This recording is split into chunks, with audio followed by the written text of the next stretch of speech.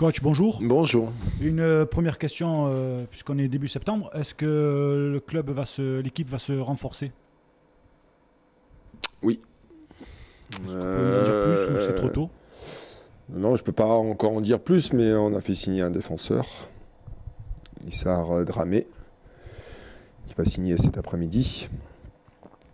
Et on regarde pour autre chose éventuellement. Jusqu'à ce soir minuit, on a. Pour passer à autre chose et aux sportifs très concrètement, le Sporting sort d'un match extrêmement difficile à Saint-Étienne, même en conférence d'après-match, on vous a senti peut-être même un peu fataliste.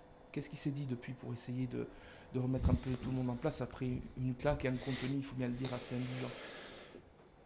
Alors, vous avez votre propre lecture du match et de la mienne en conférence de presse. Effectivement, il n'y a pas grand-chose à redire sur la prestation du Sporting à Saint-Étienne. Nous sommes complètement passés à travers du match dans tous les compartiments du jeu. Après, de donner les raisons, des explications, il y en a. La première, c'est que Saint-Étienne a été supérieur à nous dans tous les domaines et qu'on n'a pas su répondre à ce qu'ils nous ont proposé. Est-ce qu'on en avait les moyens ce soir-là? Est-ce qu'on en avait les possibilités?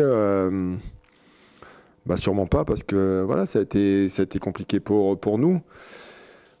En fait, vous regardez les deux dernières défaites contre Amiens et Rodez, le contenu des matchs était qu'il y avait des choses cohérentes dans ce qu'on pouvait présenter et ce qu'on proposait. Malheureusement, les erreurs individuelles ont fait que nous avons perdu les matchs. À contrario de Saint-Étienne, où on n'a rien proposé, on a été incohérent. Voilà. Maintenant, c'est la vérité d'un match qu'il faut vite oublier, effacer de notre mémoire et se concentrer au match de demain où on sait très bien à quoi on s'attend et quelles sont nos obligations, les objectifs de la journée de demain. Outre l'aspect tactique, technique, il n'y a pas un problème mental aussi du côté des joueurs? Vous le disiez après la défaite contre Rodez, certains joueurs se déchargent sur d'autres qui se déchargent. Donc il n'y a pas un problème mental d'organisation Oui, je parlais de la responsabilité de chacun, où je trouvais qu'on reposait la responsabilité surtout à l'autre. Alors effectivement, on peut le concevoir que ce soit un problème mental. Sur l'aspect mental, il y a deux choses. Il y a l'aspect individuel. Déjà, est-ce que le joueur a conscience de ce qu'il peut produire et présenter sur l'aspect mental, et puis les répercussions sur un aspect collectif. On peut le percevoir comme ça. C'est à nous de trouver les moyens et de renforcer cet aspect mental sur le collectif, et à commencer aussi sur l'individu. Alors les leviers, il en existe. Là, on a peu de temps pour les mettre en place parce qu'on joue d'ici demain. On est rentré que hier de Saint-Étienne. On s'est vu cet après-midi, on se revoit cet après-midi. Voilà, il faut... ça fait partie de mon travail aussi, en 48 heures, de trouver les bons mots, les bonnes attitudes, et voilà, pour pouvoir répondre demain. Justement, après 2 défaites comme ça d'affilée, les Bleus sont un petit peu dans la tourmente. Comment on repart de l'avant face à une équipe dijonnaise qui reste quand même un des gros cadors du championnat? Oui, ça fait partie des favoris. Ils ont été gagnés à Metz l'avant-dernière journée. Ils ont perdu chez eux contre Annecy. On voit bien que les résultats sont surprenants. Annecy qui n'avait toujours pas gagné un match. Après, c'est une bonne équipe. Athlétique. Ils ont changé d'entraîneur la saison cette année. Voilà, ils ont des atouts.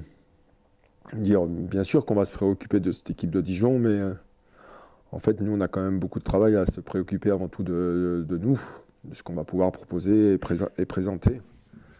J'ai presque envie de vous dire que la réponse à la défaite, c'est la victoire. En fait, je ne connais que ça.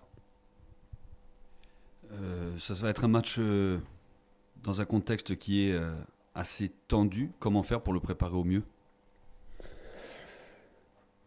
Il va falloir montrer beaucoup de courage, beaucoup de personnalité, beaucoup de caractère. ne pas se tromper de combat. Je comprends la déception et la colère des supporters, mais le combat le plus important, c'est le terrain qui est demain. C'est l'adversaire et c'est nous. On est tous conscients, on le sait.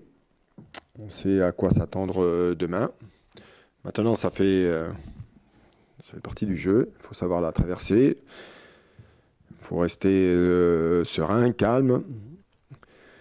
Il ne faut pas sortir d'autre chose que l'équipe et du jeu et du foot et du terrain. Si on commence à sortir autre que ça, c'est qu'on serait trompé de combat. Pour rester sur le terrain, vous parliez de levier. Vous vouliez un effectif rétréci cette année, qui soit homogène.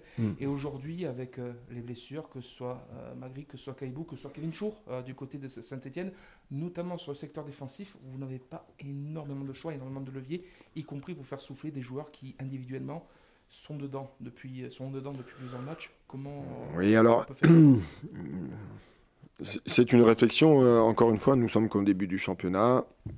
On n'a fait que 6 matchs. Je considérais que, avec le nombre de défenseurs qu'on avait, c'était largement jouable. Malheureusement, il y a des joueurs qui se sont blessés dans le même secteur. C'est la raison pour laquelle on se réajuste aujourd'hui. On prend un défenseur. J'ai voulu de faire un peu tourner mardi et donner du temps de jeu à certains qui n'avaient pas eu la chance de pouvoir s'exprimer aussi. Voilà, malheureusement pour eux, voilà, le collectif n'a pas fonctionné. C'est le risque c'est le risque quand vous choisissez un effectif réduit. S'il y a des suspendus ou des blessés, on peut être confronté à ça. Maintenant, c'est qu'un problème de un joueur ou de 2 joueurs. Encore une fois, malheureusement, on n'a qu'à le blesser en même temps. Bon, ça fait partie du jeu. Mais ça aussi, ça fait partie des aléas d'une saison et qu'il faut savoir affronter. Voilà, faut lever la tête, il faut continuer à avancer, c'est tout. L'an passé, la force du Sporting, c'était une grosse défense.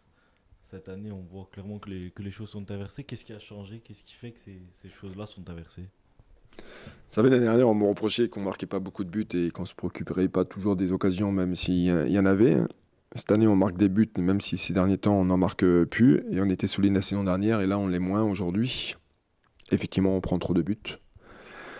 Trop de buts sur des erreurs individuelles.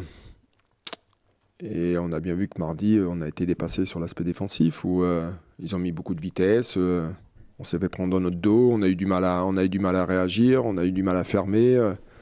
Dire de prendre les buts, vous savez, ça ne concerne pas aussi que les défenseurs. Il y a toute une animation défensive qui est en place pour ça.